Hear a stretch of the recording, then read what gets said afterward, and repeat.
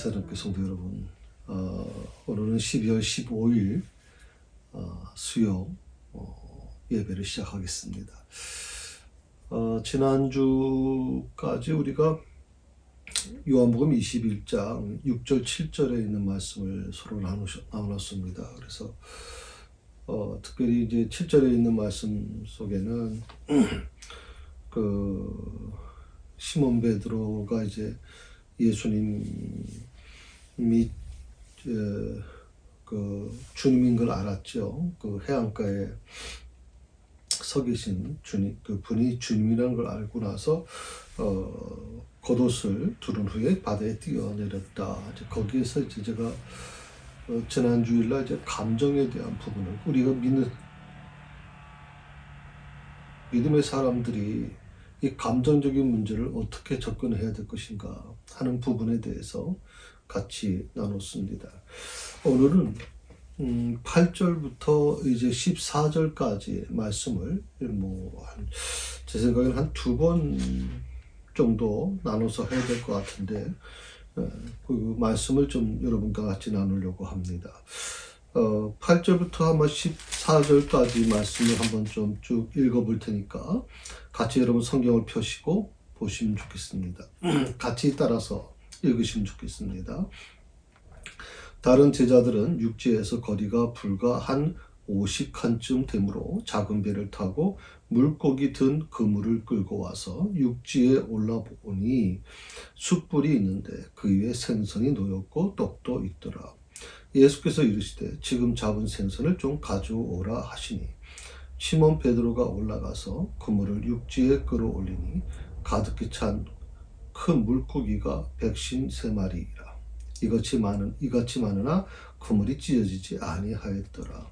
예수께서 이르시되 와서 조반을 먹으라 하시니 제 아들이 주님이신 줄 아는 고로 당신이 누구냐 감히 묻는 자가 없더라. 예수께서 가셔서 떡을 가져다가 그들에게 주시고 생선도 그와 같이 하시니라.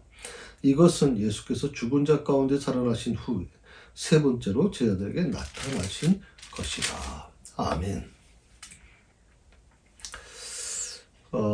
갈릴리 바다에서 호수에서 제 아들이 밤이 새도록 그물을 던졌습니다. 밤이 새도록 그물을 던졌다는 것은 최선을 다했다는 거죠. 정말 적당히 한 게 아니죠. 최선을 정말 다했습니다.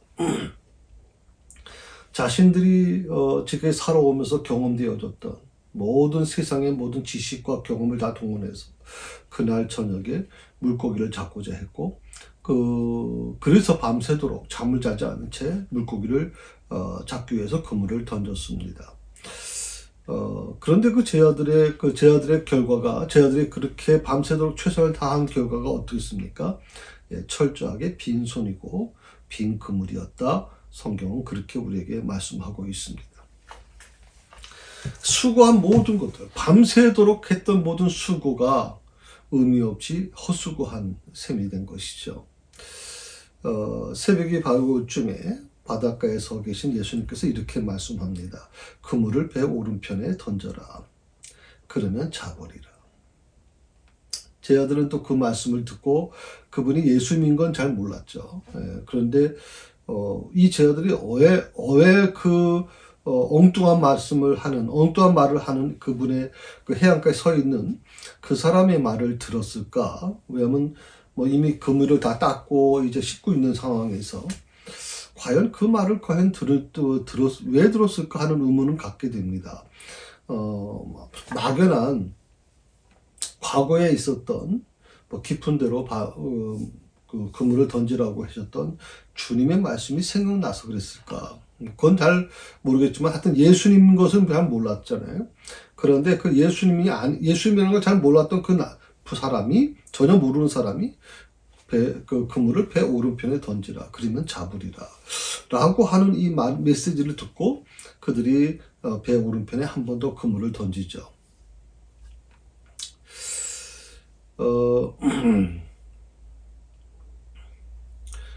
문제는 뭐냐면 그렇게 배 오른편에 던지라라고 하는 그러면 그걸 그리하면 잡으리라고 했던 그 말을 하는 그분이 도대체 누굴까?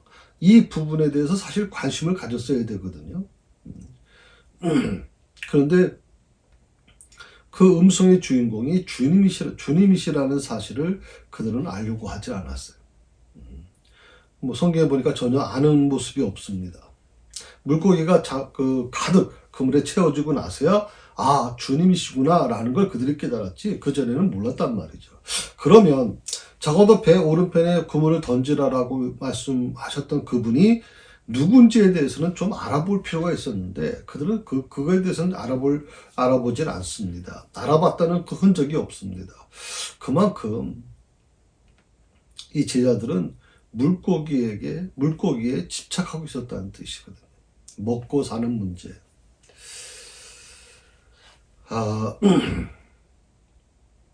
사실 이 부분이 굉장히 좀 어려운 부분입니다. 이 물고기라고 하는 것은 생존의 문제죠. 살고 죽느냐의 문제입니다. 물고기를 잡지 못하면 사실은 먹고 살기가 어렵죠. 그 당시에 무슨 뭐 돈을 쌓아놓고 그 은행에 맡겨놓고 그렇게 사는 사람들도 아니고 하루 나가서 물고기를 잡아와야 그날 그 다음날도 먹을 수 있는 건데 근데 물고기를 지금 잡지 못했단 말이죠. 그러니까 이들에게 뭐 주님이 아니더라도 배 오른편에 던지면 잡을 것이다라고 하는 이 메시지가 그들의 마음에 굉장히 꽂힌 거죠. 물고기를 잡는다는 그 사실에 그들이 얼만큼 올인하고 있었는지를 보여주는 얘기입니다. 자, 조금 전에 말씀드린 것처럼 그들은 그 메시지를 전한 그 음성의 주인공이 누군지에 대해서 한 번 정도 생각해 봤어야 됩니다. 그런데 아마 그렇게 알고 알려고 했으면 분명히 알 수 있었을 겁니다. 그런데 그들은 그걸 알려고 하질 않았어요. 오직 물고기 잡는 것에 집착하고 있는 거죠. 성도 여러분, 먹고 사는 문제가 물론 중요합니다. 우리는 이번 코로나를 겪으면서 정말 먹고 사는 것이 그렇게 만만한 게 아니구나 하는 것을 깨닫게 됐죠. 전 세계적으로 우리나라만 아니라 전 세계적으로요. 빈곤층으로 전락한 이 세대가 어마어마한 세대입니다. 5억 명이 넘는다, 10억이 넘는다라고 하는 얘기가 들려올 정도로 적어도 자립했던 사람들, 그리고 중산층이라고 하는 사람들이 빈곤층으로 전락한 그 데이터가 예상외로는 없습니다. 그래서 요즘에 그 젊은 사람들 한번 보십시오, 여러분. 먹고 사는 것에 대해서 얼마나 집중하는지 모릅니다. 오직 먹고 사는 겁니다. 조금 이 코로나 전에는 물론 젊은 분들 중에서는 그런 분들이 계셨습니다. 20억을 만든다. 퇴직하기 전에 20억을 만든다. 30억을 만든다. 이런 얘기가 이제 젊은 사람들 중에서도 있었습니다. 그러나 사실 어떻게 보면 소수에 불과했었거든요. 그런데 요즘 코로나 이 시대에는요, 정말 이 먹고 사는 문제에 대한 부분이 아주 중요한 자리를 차지하고 있는 것입니다. 그래서 저는 이것을 마치 뭐라고 생각하냐면 이 먹고 사는 문제에 대한 부분이 물질의 문제가 이제 하나님의 자리를 차지하고 있구나. 하나님을 밀어내고 있구나라는 걸 느끼기 시작하는 겁니다. 하나님이 계셔야 될 그 자리에 이제 먹고 사는 문제, 물질의 문제, 명예의 문제, 권력의 문제, 여러 가지 성공의 것들이 다 자리 차지하고 있구나. 그러면 주님은 어디 계시는 건가 하는 겁니다. 우리가 왜 예수님을 믿는 것인가 그러지. 이런 물음에 대한 물음이 계속 들려줘야 된다고 저는 생각을 하거든요. 예수 믿으면 건강해지고, 예수 믿으면 병에서 낫고, 예수 믿으면 만사 형통하고, 이런 부분들이 기복신앙과 연결되면서 얼마나 많이 한국 기독교를 병들게 만들었는지 모릅니다. 물고기에만 집착했다. 그 말씀을 전해준 자가 누군지에 대해서 관심 안 갖고, 물고기를 오른편에 던지면, 배 오른편에 그물을 던지면 잡을 것이다라고 하는 그 말 앞에 그들은, 완전히 올인하게 된 것이죠. 그런데 상상할 수 없는 일이 사실 벌어졌습니다. 밤새 물고기라고는 그림자조차 보이지 않던 그 공허하기만 했던 갈릴리인데, 그런데 마지막 순간 배 오른편에 던진 그 그물을 들어 올릴 수 없을 만큼이나 많은 물고기가 걸려들었다 하는 것입니다. 자, 밤새도록 물고기를 잡기 위해서 그물을 던졌으나, 그물을 던졌다는 것은 노력을 얘기하는 거죠. 인간의 노력입니다. 수고입니다. 그런데 한 마리도 잡지 못했다. 빈 그물이다라고 하는 이 부분은 어떻게 보면 이 갈릴리라고 하는 지역이 고기가 없지 않았죠. 고기가 많겠죠. 요즘처럼 첨단 기계를 가지고 물고기 잡는 것도 아니고, 그 당시는 거의 수작업으로 잡는 것인데, 그런 곳에서 그 갈릴리 호수에 물고기가 얼마나 많겠습니까? 그런데 왜 그날 저녁에는 물고기가 전혀 잡히질 않았을까? 예수님이 계시지 않는 그 갈릴리는 아무리 인간의 수고와 노력이 있다 할지라도 사실은 허탕 치는 것처럼 아무것도 남는 게 없다는 것입니다.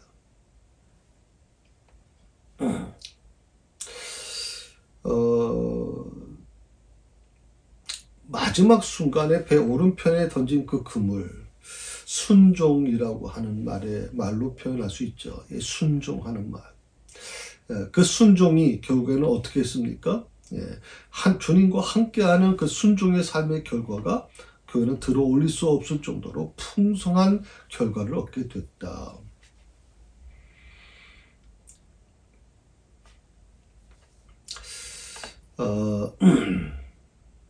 이건 굉장히 어떻게 보면 중요한 부분이겠죠. 사실은 이런 경험들이 여러분의 삶 속에 사실 있어야 되는 겁니다. 주님과 함께 왔을 때, 주님의 말씀에 순종했을 때 정말 그물을 들러 올릴 수 없을 만큼 많은 고기가 걸려든 이 놀라운 은혜를 우리 모두가 사실은 체험을 해야 됩니다. 신앙은, 믿음은 체험을 통해서 나타나야지, 믿음이 머리에서만 나타나는 믿음은, 그것은 진짜 환난을 당하거나 진짜 어려움을 겪었을 때는 아무런 도움이 되지 않습니다. 그리고 놀라운 것은 바로 누군지 모르지만 배 오른편에 그물을 던지라고, 그러면 잡으리라고 하신 그 말씀대로 순종해서 했는데, 그 결과적으로 어떻게 됩니까? 그물이 가득 찰 정도로 어마어마한 그 고기가 걸린 거죠. 그리고 그 사실을 확인하는 순간 요한이 베드로를 향해서 이렇게 말합니다. 주님이시다. 7절의 말씀에 그렇게 나오죠. 주님이시다. 그러니까 제자 중에서는 요한이 가장 빨리 배 오른편에 그물을 던지라라고 하신 말씀하신 그 해안가에 서 계신 그분이 주님이시라는 것을 이제 알게 된 거죠. 그런데 여기서 재밌는 것은, 지난주에 좀 말씀을 드렸는데, 요한은 물속에 뛰어들려고 하질 않습니다. 그런데 베드로는 주님이시라는 말을 듣는 순간, 해안가에 계신 분이 주님이시라는 말씀을 듣는 순간 뒤도 돌아보지 않고 이제 뛰어들죠. 물속에 뛰어듭니다.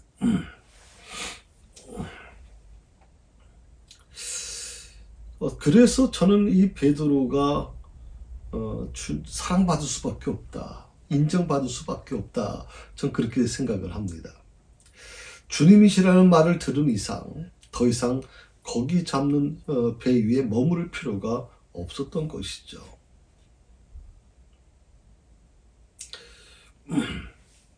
자, 조금 이걸 다시 이렇게 한번 얘기해 볼까요?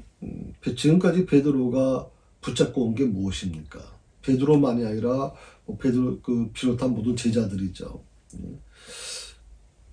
베드로와 모든 제자들이 붙잡고 온 거 딱 한 가지입니다. 먹고 사는 문제입니다. 먹고 사는 문제.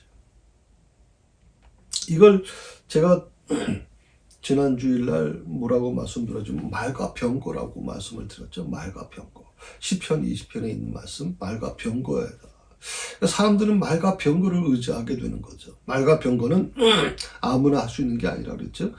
최고의 권력을 갖고 있는 사람들, 왕이나 또 그런 신분에 있는 사람들이 소유할 수 있는 것이 바로 말과 병거지 않습니까? 병거는 이제 군대를 얘기하고 말은 뭐 또 여러 가지 그런 그 무기를 얘기할 때도 있는데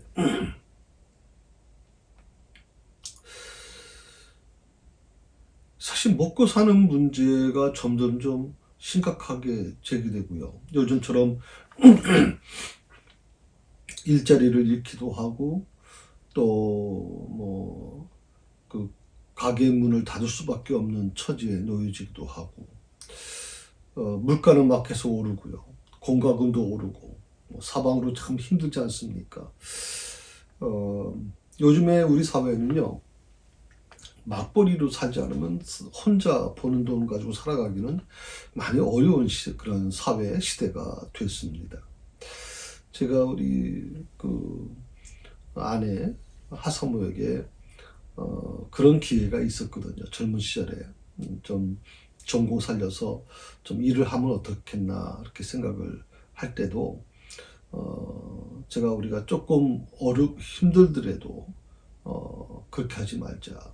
그래서 제가 교회에서 받는 페이만 가지고 지금까지 30몇 년을 살아왔거든요. 사실 먹고 사는 문제에 대한 것을 우리가 집착을 하기 시작하면 끊임이 없습니다.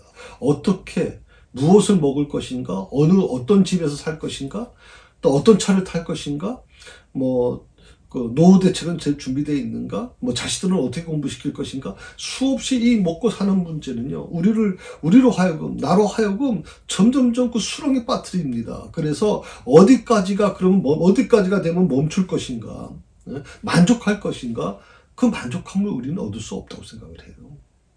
만족함은 절대 없습니다. 결국 먹고 사는 문제, 자식의 문제, 돈 문제, 이걸 해결하려고 하니까 그런데 결국 어떻게 되는 것입니까? 그걸 해결할 수 있나요? 돈을 쌓아놓고 은행에 쌓아놓고 평생 먹고 살 만큼 해도 주님 하신 말씀처럼 주님께서 그날 밤에 그 부자의 생명을 가져가시면 어떻게 될 것인가? 그건 누구의 것이 되느냐라고 묻고 계시잖아요. 우리 젊으신 분들은, 우리 이 땅에 살고 있는 분들은 그걸 잊어버리는 것 같아요. 앞으로 오지도 않는, 도래되지도 않는 그런 미래에 대한 부분 때문에 불안해하고, 그것 때문에 염려해서 지금 자체에 대한 즐거움과 기쁨을 누리지 못한 채 아둥바둥 살아간단 말이죠. 아둥바둥. 그러니까 아둥바둥 살아가면 무엇이 더 우선순위냐, 삶의 무엇이 더 우선순위냐는 것을 분명히 정해놔야 되는데, 삶의 우선순위가 하나님이 되어야 되는데, 하나님의 그 자리를 누가 차지하고 있느냐? 먹고 사는 문제가 차지하는 겁니다. 자식이 자리를 차지하고 있는 것이고, 돈이 자리를 차지하고 있는 것입니다. 그래서 어려운 겁니다. 오늘 이 베드로가 주님이시라는 말을 듣는 순간 배에 더 이상 있을 필요가 없는 거죠. 근데 생각해보면 그 갈릴리 호수에 온 이유는 물고기를 잡으러 온 것인데 어떤 이유가 있어서 온 거 아니겠습니까? 먹고 사는 문제 때문에 온 거 같잖아요. 그런데 주님이시라는 말을 듣는 순간 더 이상 그 고기 잡는 배에 머물 필요가 없는 거죠. 거기에 있는 모든 고기가 의미가 없어지는 겁니다. 왜? 그에게 있어서 주님은 모든 것이기 때문에 그렇습니다. 삶의 모든 것. 이 세상의 것들을 다 포기해서라도 오직 소유하고 싶으신 분이, 오직 붙잡고 싶은 분이 바로 예수님이잖아요. 베드로에게 있어서.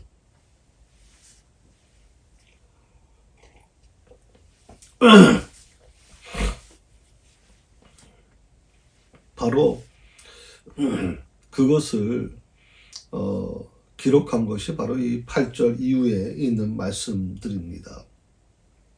8절 9절에 있는 말씀을 보시면 이렇게 말씀하시죠. 다른 제자들은 육지에서 거리가 불과 한 50칸쯤 되므로 작은 배를 타고 물고기 든 그물을 끌고 와서 육지에 올라오니 숯불이 있는데 그 위에 생선이 놓였고 떡도 있더라. 베드로는 먼저 뛰어들었으니까 물속에 그 나머지 제자들이 이제 바닷가에 당도를 했습니다. 그리고 육지에 이제 올라와서 보니까 숯불 위에 생선이 떡과 함께 준비되어 있었다.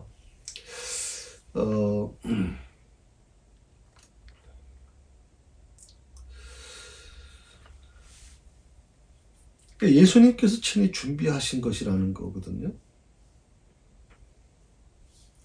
그런데 이제 막 육지에 올라온 제자들은 그 음식의 용도가 뭔지 잘 몰랐어요. 설마 뭐 다른 여성들이 있는 것도 아니고 예수님이 그 이른 새벽에 그 혼자 와 계셨는데 예수님께서 그것을 준비했을 거라는 생각을 못하죠. 왜? 여러분 아시는 것처럼 유대 지방에 그 랍비에 대한 제자들은 이제 예수님을 랍비라고 그렇게 얘기를 했는데 이 부분에 대한 존경심은 대단한 것입니다. 그런데 첫 번에 한번 이런 부분이 있었죠. 예수님께서 이제 무릎을 굽혀서 그 허리를 굽혀서 그들의 발을 씻어줄 때도 절대 그럴 수 없다고 얘기한 이유가 뭡니까? 그건 종이 하는 것이지. 어떻게 그 상전이신 랍비신 예수님께서 그렇게 할 수 있습니까? 라고 얘기한단 말이죠. 그러니까 오늘 여기서도 그 불을 피우고 물고기를 준비하고 떡과 물고기를 준비한 이 모든 것들이 예수님이 준비했을 거라는 생각을 전혀 못했을 겁니다.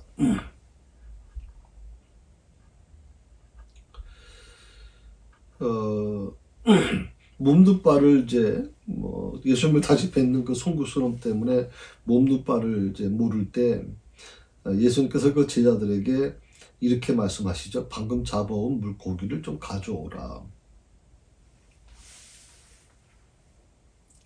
그리고 제자들에게 와서 조반을 먹으라 하는 것입니다.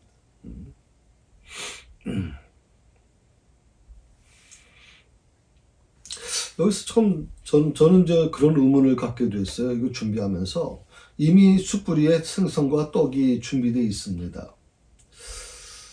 제자들이 많은 숫자도 아니고 한 7명 정도 숫자라면 글쎄요. 예수님이 준비한 그것이 부족할 것 같아서 이렇게 말씀하셨는지 왜 예수님께서 방금 잡아온 고기를 가져오라고 말씀하셨을까 하는 것입니다.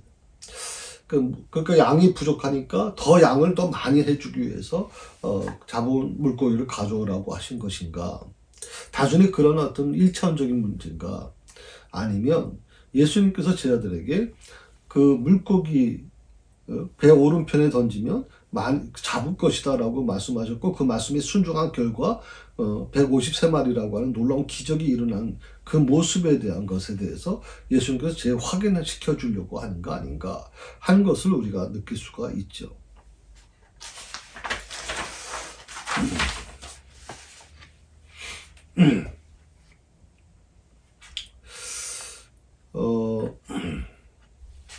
특별히 예수님께서 그 숯불을 친히 피우셨다. 그러면 과거에는 죄송합니다. 지금처럼 무슨 성량이 있었을까요? 아니면 무슨 2000년 전인데 2000년 전에 무슨 우리 가스로 하는 라이터가 있었을까요? 무엇이 있었을까요? 그 새벽에 무슨 도구로 지금 불을 피웠을까요? 숯불을 친히 예수님께서 피우셨다. 저는 이 부분이 굉장히 좀 감동이 됐거든요. 지금 우리 입장에서 지금 2020년도 2020년 21년을 살아가는 우리 입장에서가 아니라 2000년 전에 말이에요. 쉽지 저는 않았을 거라고 생각이 듭니다. 불을 피우는 게 쉽지는 않았죠. 거기서 불을 가져올 수도 있는 것도 아니고요. 부싯돌로 아마 피우셨는지 잘 모르겠지만 숯불을 친히 피우셨다라고 하는 것에서 예수님의 그 섬세한 모습을 보게 돼요. 제 아들을 사랑하는 모습을 보여요. 사실 구차스러운 것이거든요. 불을 피우는 문제도 굉장히 쉬운 게 아니죠. 그리고 숯불 위에 생선을 구우셨다라고 말씀하고 있어요.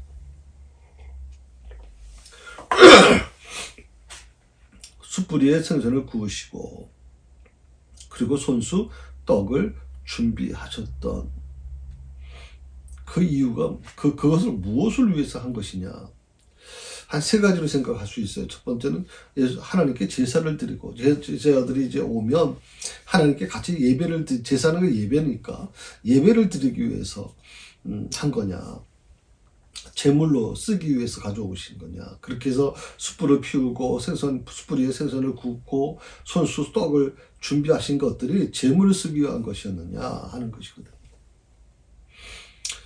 우리가 항상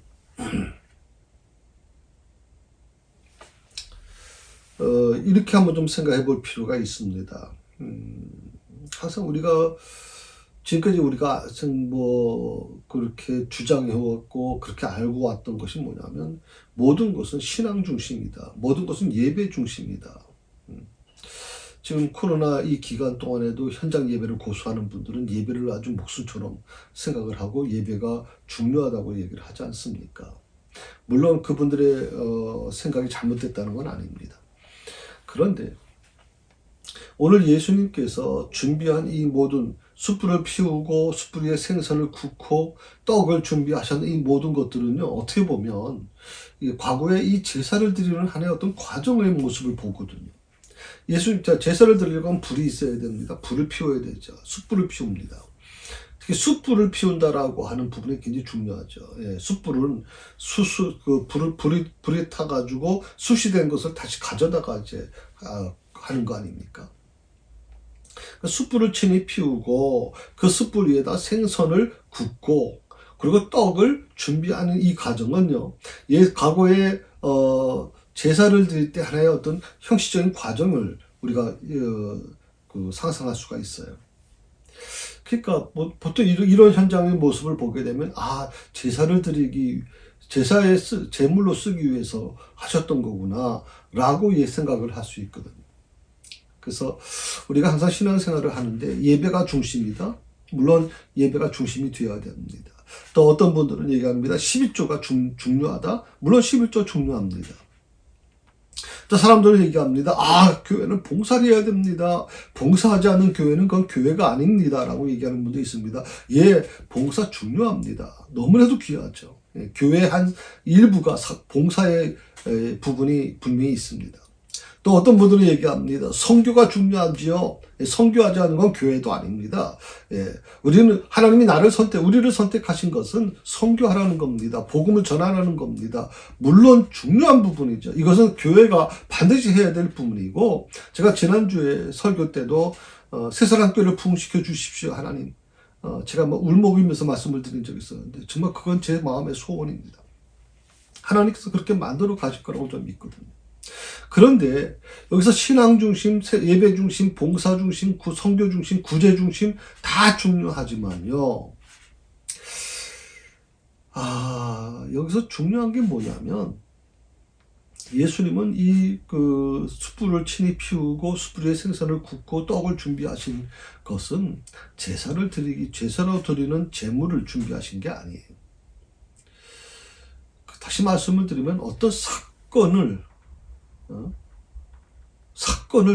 예수님은 중요하게 생각하신 게 아니라는 거예요. 사건 중심이 아니라는 말이죠. 바로 사람 중심이라는 거예요. 이 떡과 숯불과 또 생선과 떡은 누구를 위한 겁니까? 바로 제자들을 위한 것입니다.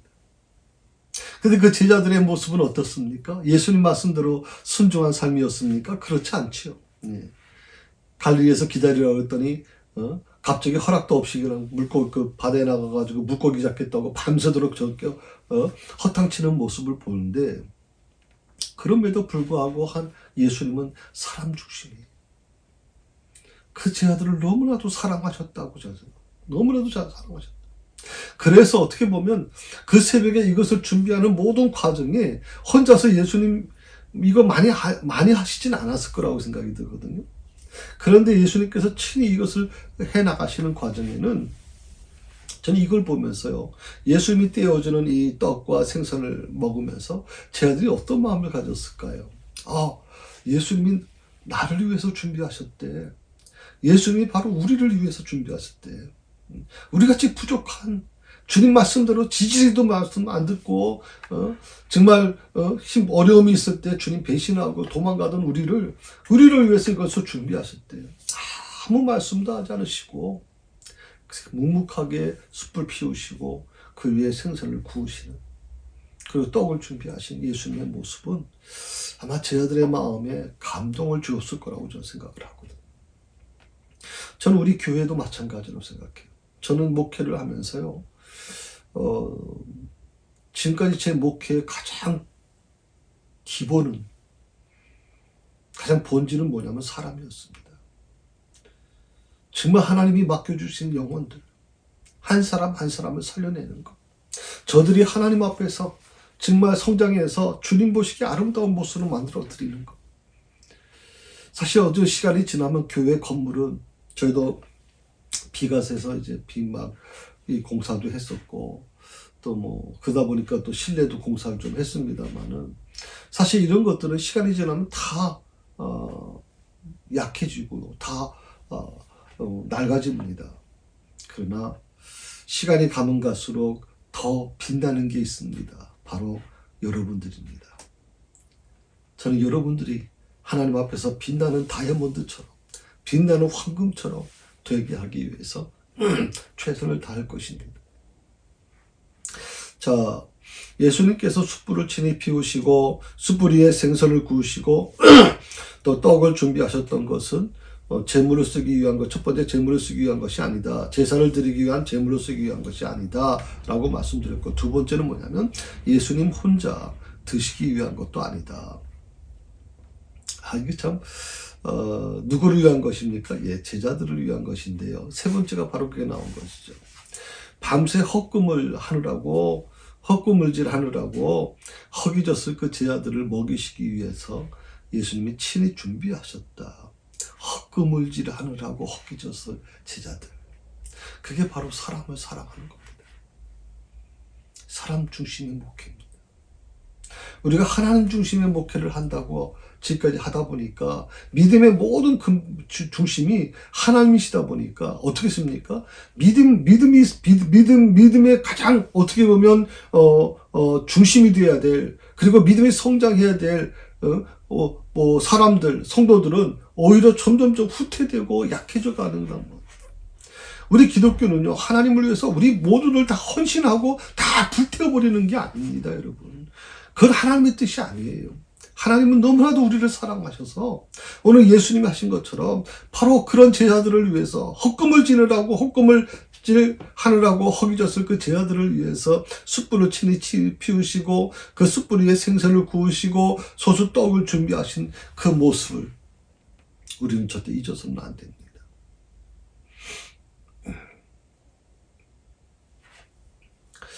밤새 예수님이 준비하셨던 그 음식, 그런데 자신들은 예수님을 망각한 채 고기에만 혈안되어 있었던 이 제자들, 차마 그 음식에 손을 대기가 어렵겠죠. 정말 손대기 힘들었을 겁니다. 배는 고팠겠지만, 그리고 그 숯불에서 피어오르는 그 생선 타는 냄새가 얼마나 고소했겠습니까? 그런데도 차마 그 음식에 손을 댈 수가 없습니다. 그래서 보면 13절에 보게 되면 예수님께서 이렇게 말씀하시죠. 13절 한번 보실까요? 네. 예수께서 가셔서 떡을 가져다가 그들에게 주시고 생도도 그와 같이 하시니라. 제가 여기서 굉장히 아까 조금 전에도 제가 감동을 받았는데 제가 이 13절에서 굉장히 깊은 감동을 받았어요. 예수께서 가셔서 떡을 가져다가, 아마 떡을 놓은 장소가 따로 있었던 것 같아요. 그러니까 예수님이 제자들이 다 와 있잖아요. 다 둘러서 있습니다. 불을 중심으로 다 둘러싸여 있을 텐데, 그러면 베드로야 가서 좀 떡 좀 가져올래? 뭐 생선도 가져올래? 이렇게 지시할 수 있잖아요. 그런데 예수님께서 그렇게 안 하고 손수 직접 가셔서 떡을 가지고 가져오셨고 또 생선도 그렇게 하셨다. 제자들에게 시키지 않으셨다. 부활하신 주님입니다.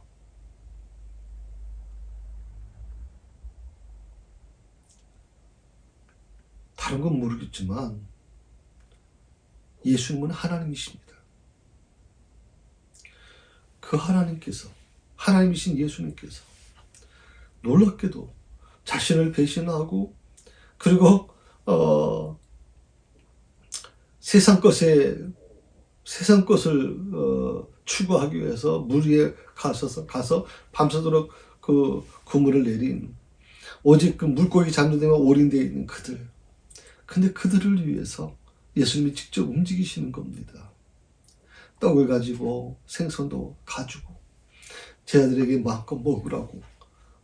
그렇게 되면 어떻게 된 겁니까? 예수님께서 열심히 고기를 굽는 거거든요. 떡도 아마 구워서 주시겠죠.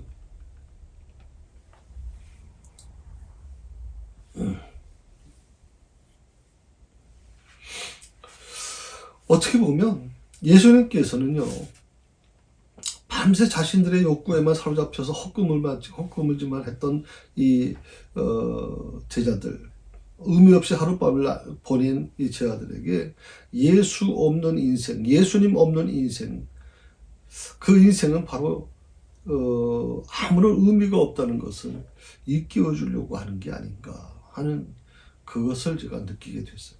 예수님 없는 그 인생은 아무것도 아니야. 그것을 친히 알려주려고 하셨다는 거예요. 그렇기 때문에 밤새도록 욕망에 사로잡혀서 헛금질만 하던 그 제자들에게 마지막 순간 그물을 들어 올릴 수 없을 만큼 많은 고기를 허락하셨던 이유가 뭡니까? 그것은 예수님의 말씀을 따를 때 의미 있는 인생을 살게 될 거라는 메시지가 거기 담겨져 있는 거예요. 세상의 것이 아니라 저는 이 욕망이라고 하는 어떻게 보면 밤새도록 욕망에 사로잡혀서 물고기에 올인되어 있던 이 제자들, 그리고 헛그무지만 하는 이 제자들에게 예수님께서 말씀하셨던 건 그겁니다.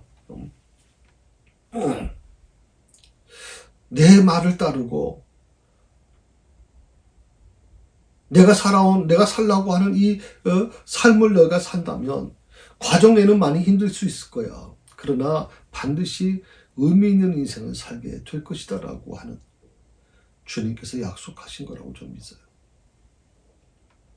이 사실을 바르게 인식하고 나면 어떻게 될까요?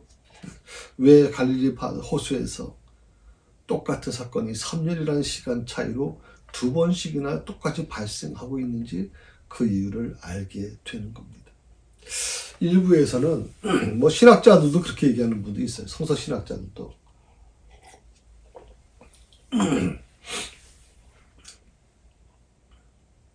뭐 똑같은 사건이 두 개가 기록되어 있으니까 뭐 누가복음하고 요한복음에 기록되어 있지 않습니까? 그러니까 똑같은 사건인데 이걸 보는 관점이 다른 겁니다. 누가는 누가의 관점을 보고 기록했고 요한은 요한의 관점을 보고 기록했죠. 요한복음이 뭐 그런 부분에서 요한은 이제 제자니까 그 당사자니까 거기 있던 그러다 보니까 뭐 누가가 아마 그 요한복음을 기초로 해서 써졌는지 그건 뭐 확실히 지금 말씀드릴 수는 없지만 분명한 것은 이 3년 전에 있었던 이 사건, 예수님께서 제자들을 부르신 그 사건을 그때는 이제 깊은 데로 그 그물을 던지라고 하는 것이었죠.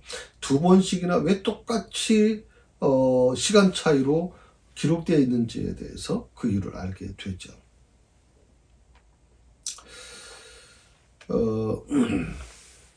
3년 전 누가복음 5장에 기록되어 있는 내용입니다.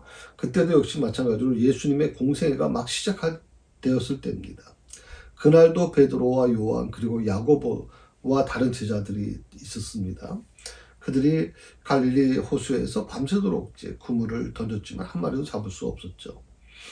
그리고 마침내 고기잡이를 포기한 채 바닷가에 나와서 그물을 씻고 있었습니다. 그때 그 포기했을 때 예수님께서 베드로에게 이렇게 말씀합니다. 깊은 데로 가서 그물을 한 번 더 던지라고 말씀하시죠. 적어도 갈릴리에서 잔뼈가 굵은 이 전문 어부에게 있어서 이 말은 무식한 말이죠. 갈릴리에 사는 물고기는 한밤중에 깊은 데로 몰렸다가 새벽이 되면 얕은 곳으로 거처를 옮기기 때문에 당연히 얕은 곳에서 물고기를 잡는 것이 당연한 것인데 깊은 데로 다시 가라고 하는 겁니다. 분명 그 시간은 이제 이미 이제 밤이 지났고 날이 밝았기 때문에 이제 물고기를 잡을 수 없다 판단해서 이제 그렇게 했는데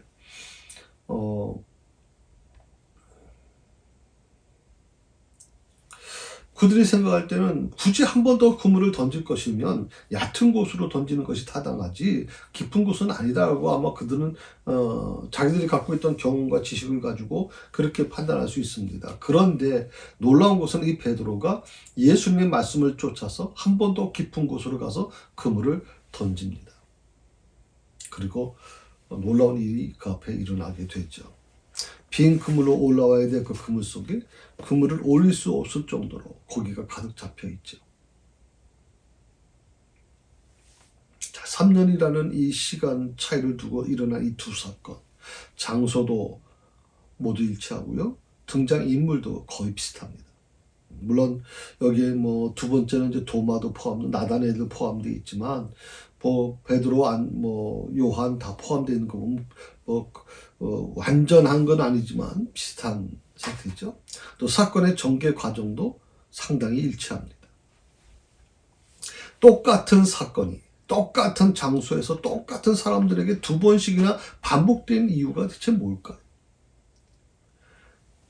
한 번이면 되는데 왜 두 번씩이나 이게 반복되고 있을까요? 그것도 3년이라는 시간을 거쳐서 예수님의 공생의 시작 전부터 해서 예수님 공생을 마무리하는 그 시간에 마치 열쇠를 열고 문을 들어가는 거하고 열쇠를 가지고 다시 문을 닫고 나오는 것처럼 왜 똑같은 사건을 이렇게 두 번씩이나 기록하고 있을까 하는 것입니다.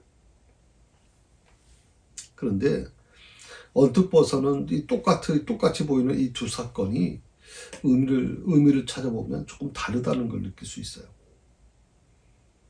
첫 번째 사건은, 다시 말하면 예수님의 공생이 시작할 때 일어났던 그 사건은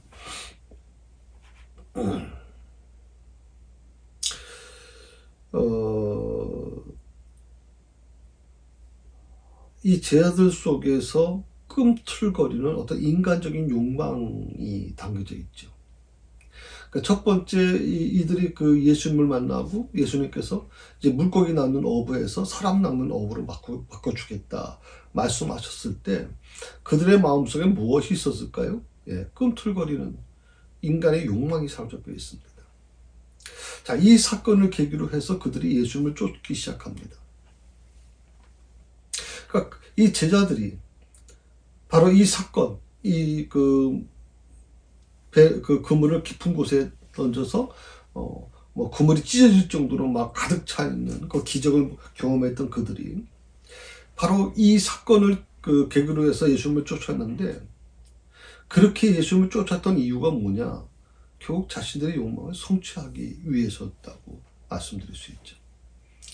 예수님이 앞으로 세상의 왕이 될 것 같으니까 그 말씀이 권위가 그 정도 되신 분이니까 마지막 희망이 되고 그분이 왕의 자리에 또 새로운 세상을 만들어 갈 때 우리가 그런 높은 자리에 있을 수 있으니까 그 모든 것들이 예수님을 따르는 것이 유익일 거라고 생각을 했을 겁니다. 그래서 그들은 예수님을 따르는 동안 내내 예수님을 이용해서 자신의 욕망을 이룰 기회와 방법만을 궁리하고 찾아다녔습니다. 어떻게 하면 예수님을 이용해서 자신의 욕망을 채울 것인가? 어떻게 예수님을 이용해서 어떻게 보면 더 높은 자리에 올라갈 것인가? 어떻게 예수님을 통해서 이 세상에서 얻지 못하는 그런 기회를 얻을 것인가? 그런데 자신들의 바람과는 달리 예수님이 어떻게 됩니까? 무기력하게 십자가에 못 박혀 돌아가시게 됩니다. 자, 그렇게 되자 어떻게 됩니까? 미련 없이 예수님을 버리잖아요. 예? 미련 없습니다. 야, 적어도 3년 동안을 예수님과 같이 동고동락했는데, 그리고 그들은 자신의 모든 것을 버려두고 예수님을 쫓았다고 얘기하는데, 그런 제자들이 예수님이 십자가에 못 박혀 돌아가시게 되자, 아마 그 돌아가신 것보다는 아마 겟세마네 동산에서 이미 군병들에게 잡혀나가는 예수님의 모습을 보면서 다들 도망가 버립니다. 놀라운 것은 아무런 미련도 없이 예수님을 다 버리고 도망가 버리고 배신해 버립니다.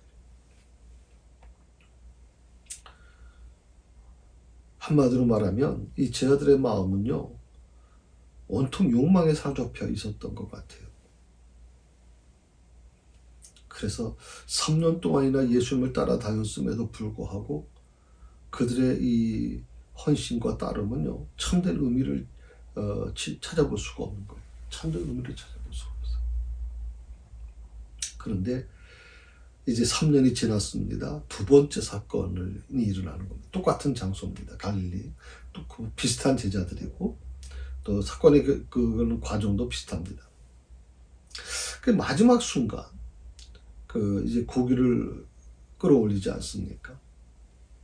바로 이 모습, 이 모습 속에서는 첫 번째는 욕망에 사로잡혀 있던 이 제자들이죠. 예수님을 통해서 무엇인가 더 많은 것을 얻기 위해서 예수님을 쫓았는데, 두 번째, 3년이 지난 두 번째 사건에서는, 더 이상 인간적인 욕망이 거기에 보이질 않습니다. 아마 어떻게 보면 더 이상 욕망으로 살아서는 안 된다는 사실을 뼈저리게 깨닫게 되지 않았을까 생각을 해봅니다. 바로 예수님께서는 똑같은 장소에서 똑같은 사건을 통해서 바로 그것을 일깨워 주신 것이라고 말씀드릴 수 있어요. 다 차이가 있다면 사건의 전개는 거의 비슷한데, 첫 번째는 그런 표현이 안 나오죠. 그럼 예수님께서 제자로 콜했다는 얘기만 나오죠. 그런데 두 번째는 예수님께서, 부활하신 예수님께서 이제 숯불을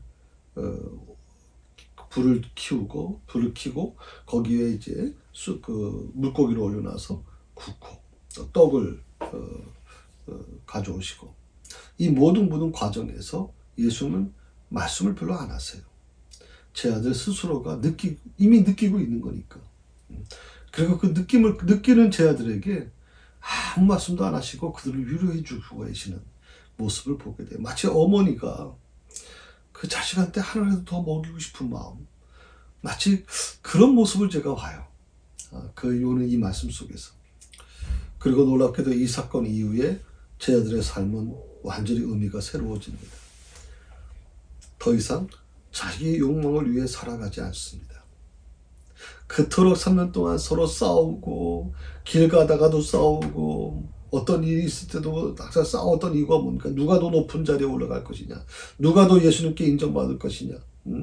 그 서열 싸움 아니었습니까? 그런데 이 세 번째 이 사건, 세 번째 이 갈릴리 호수에서 일어난 이 기적의 사건을 통해서 놀랍게 바뀌어지죠. 자기의 욕망이 아니라, 욕망으로 살아가는 것이 아니라 먼저 하나님의 나라와 하나님의 의를 위해 사는 사도행전의 삶의 막이 오르기 시작했다. 하나님 나라와 하나님 의를 위해 사는 사도행전의 삶의 막. 너무 감동적이죠. 우리가 보통 사도행전적인 교회가 돼야 된다.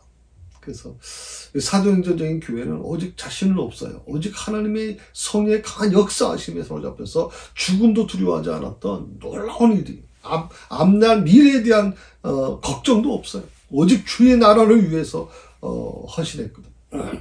바로 그런 사도행전적인 교회의 모습, 그 삶의 모습이 막이 이제 오르게 되었다라고 하는 것입니다. 그래서 제자들이 주님의 진정한 제자가 일 수 있었던 것은요, 첫 번째 사건이 아니라 두 번째 사건 이후의 삶이었다고 저는 말씀드리고 싶습니다. 오늘 우리도 마찬가지겠죠? 사도행전적인 교회, 우리 세상교회가 사도행전적인 교회가 됐으면 하나님 사도행전 교회가 되게 해주시옵소서. 사도행전 우리 가정이 되게 해주시옵소서. 사도행전 우리 일터가 되게 해주시옵소서. 사도행전적인 신앙이 되게 해주시옵소서. 하나님. 그런 업그레이드된 2020년은 그런 업그레이드된 그런 한 해가 되기를 간절히 원합니다. 어떻게 보면 코로나 바이러스는 우리에게 하나님께서 그것을 깨닫게 해주시는 하나의 도구일 수도 있겠다 생각을 해봅니다. 우리가 지금까지 안위해오고 그냥 편안하게 누려왔던 모든 것들이 이제는 우리가 정말 이 말씀 앞에 서지 못하면 우리는 또다시 과거로 돌아갈 수밖에 없을 것입니다. 오늘 믿음 안에서 승리하시기를 바라고 또 한 주간 행복하시면 좋겠습니다. 저도 다음 주 월요일 날 부스샷을 맞습니다. 세 번째 백신 주사를 맞습니다. 우리 성도님들도 이 주사 한번 맞는 게 별거 쉽은 게 아니죠. 또 진통제를 먹어야 되고 진통 소염제를 먹어야 된다는 분도 계시고, 아무튼 여러분 건강 참 신경 쓰시고요. 이 코로나 바이러스는 나 자신만 조심한다고 되는 게 아니죠. 어떻게 보면 이것은 상대방과의 관계이기 때문에 굉장히 좀 우리가 스스로 조심해 나가야 된다고 생각을 합니다. 수고하셨습니다. 주의 은혜가 함께 하시기를 바랍니다. 하나님 아버지 감사합니다. 오늘 이 말씀을 통해서 갑자기 제 마음이 뭉클해집니다. 자신을 배신할 제자들을 발을 씻기시면서 그들을 품어주셨던 주님. 이제는 부활하신 주님께서 자신의 뜻과 상관없이 바닷가 갈릴리 호숫가로 나가서 물고기 잡고 밤새도록 헛구물질하고 지쳐서 돌아온 이 제자들, 그들을 맞이하시면서 오히려 주님께서 숯불을 준비하시고 그 위에 고기를 준비하시고 물고기를 준비하시고 그리고 떡을 준비해 나가시는 그 모든 과정, 그리고 그것을 직접 가져다가 그것을 구우시고 또 떼어서 주시고 하는 이 모든 과정은 정말 하나님 그분이 바로 부활하신 예수님이 맞는가 생각이 들 정도입니다. 저는 그런 하나님을 믿는다는 거, 그런 예수님을 우리가 하나님 같이 동행하고 있다는 게 너무 행복하고 너무나도 감사하게 느껴집니다. 오늘 이 수요 공부 15일 공부를 마치고자 합니다. 하나님께서 사랑하는 성도들에게 주의 은혜가 임하게 하시고 주의 사랑이 충만할 수 있도록 저들이 한 주간 건강할 수 있도록 축복하여 주시옵소서. 감사하오며 예수님의 이름으로 기도드립니다.